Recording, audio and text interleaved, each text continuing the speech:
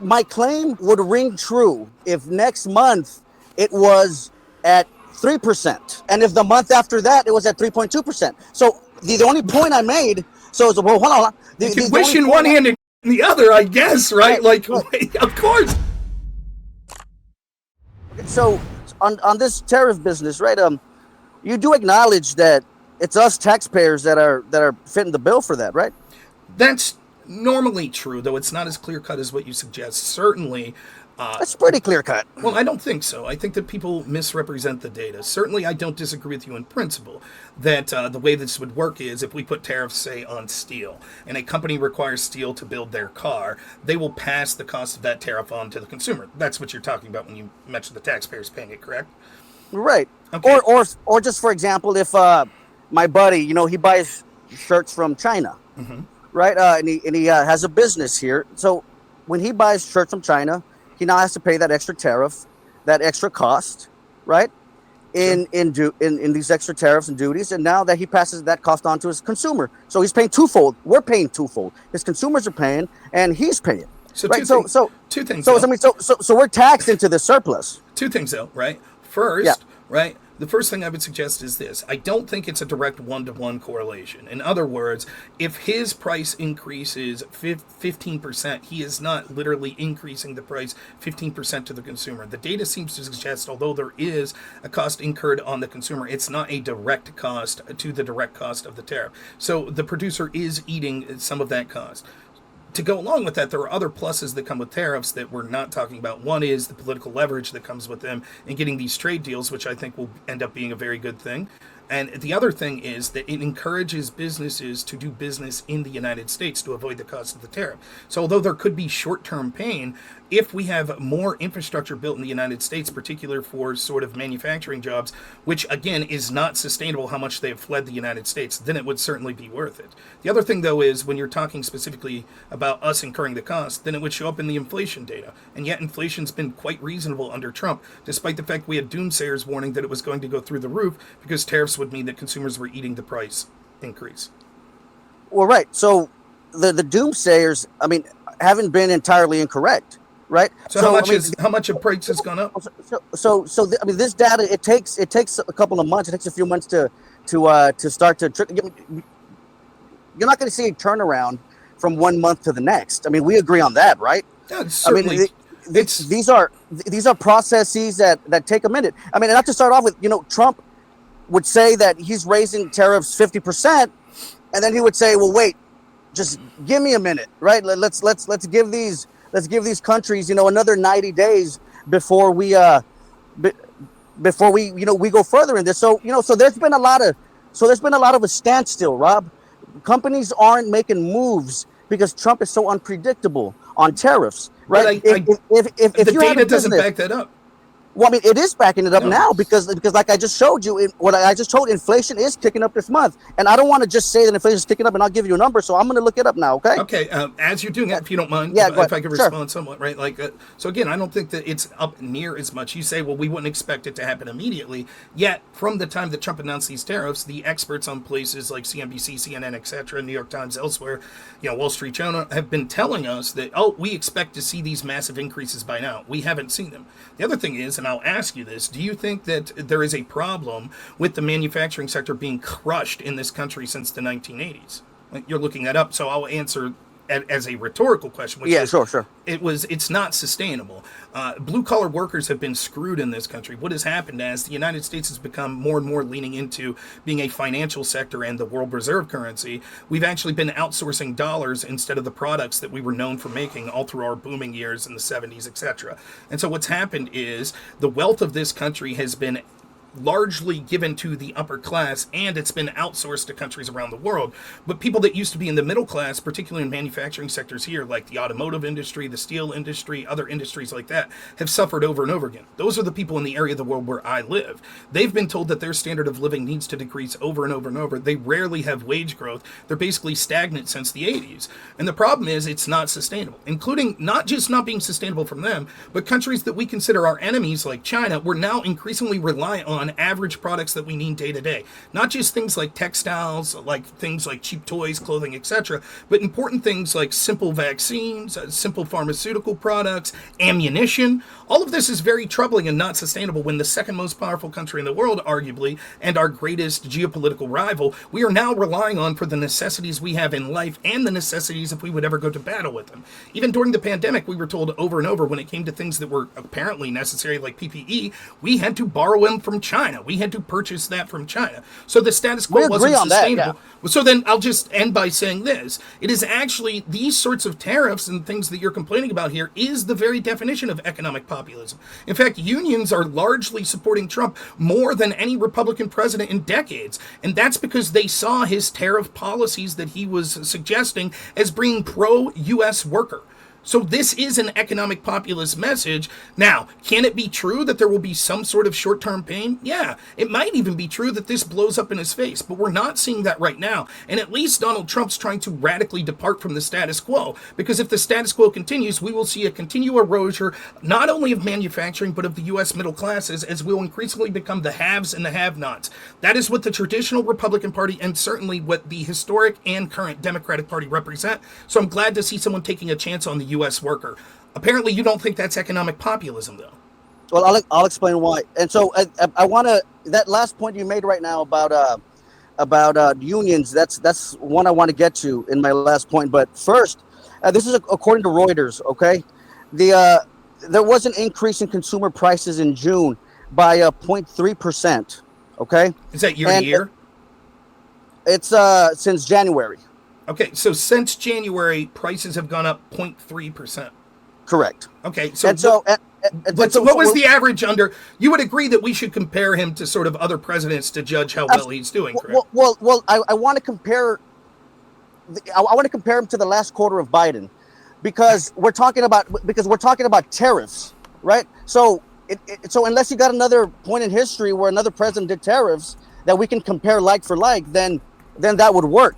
So the reason why this is it's gaining people's economist attention is because it's a reversal in trend.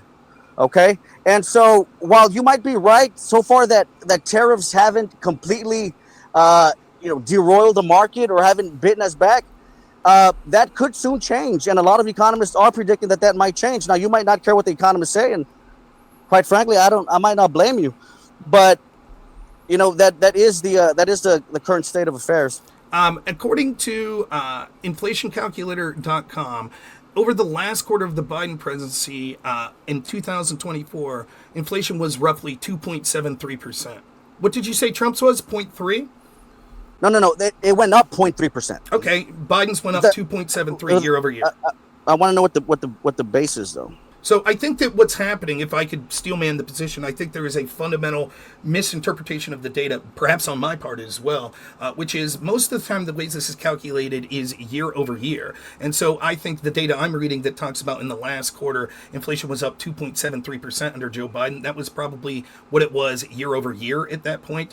I don't quite know how you're able to calculate sort of the 6 months total of Trump, but let's assume that we do and say that is 0.3 for 6 months. Then if that rate would continue, that would be 0.6 for the full year, whereas Biden was 0.273 year over year. So that's still less than half of inflation that Biden was, which you said we should compare it to. Right. But so maybe I didn't articulate my argument well enough. So. Now, please, if I may, can we focus on this point? You articulated quite clear. You said that we should compare inflation rates under Trump in this first 6 months to Biden's last quarter, and I'm giving you what the data was. Right, but this is important because the one part that you're ignoring of what I said was that this is a reversal in trend, because regardless, inflation was going down. That's not true. Inflation was going down. Then why did it go up 2.73 between October 2024 to October 2023? I don't think that's correct. It is. I think it was going down from a high baseline. Okay, so no. If I may, you're correct that that's something we should look at. So, for example, I'm no genius, right? I'm no economist or anything. So can I try to break this down in maybe a way we could both agree? Let's say let's say Biden comes into office and bread is $1 a loaf, just to give it a nice round number, right? And let's say at the end of 4 years of Joe Biden that bread is $4 a loaf, right? So that would be what, 300% increase, right? It's 4 times more expensive, whatever, right? If year one the bread was $4 a loaf, then the next 3 years of Biden, we'd say, he defeated inflation. It's been $0 because it's coming from a high baseline. But if it goes up $1 every year, we'd say, inflation's 100%. But either way, you're still paying 4 times as much for a loaf of bread. When you're talking about a high baseline, that's not going to answer my criticism, which is the high baseline of 2023, which you admit was an insanely high baseline because up until then, Biden's inflation numbers were out of control. You agree with that, correct? Yeah, there's no contention there. Okay, last point, I finished. So even after that high baseline, it still went up another 2.73%. And that's with the high baseline. It went up 2.73%. Okay, so here's my question for you. What am I missing that these economists are now saying that there has been a reversal in trend and inflation is ticking up? It's a reversal. What are they getting wrong? It is a reversal in trend from Trump's presidency thus far, I believe, is what they're talking about. Right. And so there was a static level of inflation since January, right? And that's not necessarily true. It was low, but you have to understand, static level of inflation would imply zero, no inflation. That's not true. That's very rare. No, well, that's not what I meant. Okay, fair enough, but that's what static sounds like. That's all I'm saying. No, that's not what I mean. So what I mean is that there was not very much movement, okay? So it had gone to a point where it was, I'm not going to say ideal, but we had gotten to what it was at 2.8 or 2.9 under Biden, in his last quarter, or maybe 3.1, so somewhere around there. It was 2.73 over the last quarter. In December 2024, is last month, it was 2.9% year over year. The data I'm looking at from... Now, let me be clear. That is from the U.S. inflation calculator, which I've used. Let me look that up. Let's see if I can find that now. Now, sometimes it's difficult in some of these sites to find current data, so I'll try my best. Now, I will say I have no problem looking this up, but the irony here is this is the affirmative claim that you have made, not me. So you've spoken what I think is sort of, I've heard people say this, and you have no idea what the data says yourself. Well, I mean, what I'm saying is this is what the economists are saying. Who? Which economists? The majority of economists. Right now, that's the claim that they're making. I mean, if you want me to name you off the top of my head... now I'm admitting that I just went to AI to look this up, though it does source all of this. Unfortunately, though, the sources are all different sources. But I'll read them to you and give you what the source is, and then if you like, we could go painstakingly one by one to see if it's true. But this data sounds about right to me, right? This is reflecting CPI inflation data, January 2025. It was 3%. So that would have included 20 days of Biden and then 10 days of Trump, or 11 days of Trump. February 2025, which would be the first full month, inflation year over year was 2.8%. March, it was 2.4. April, 2.3. May, 2.4. June, 2.7. Hence the 0.3% increase that you're talking about.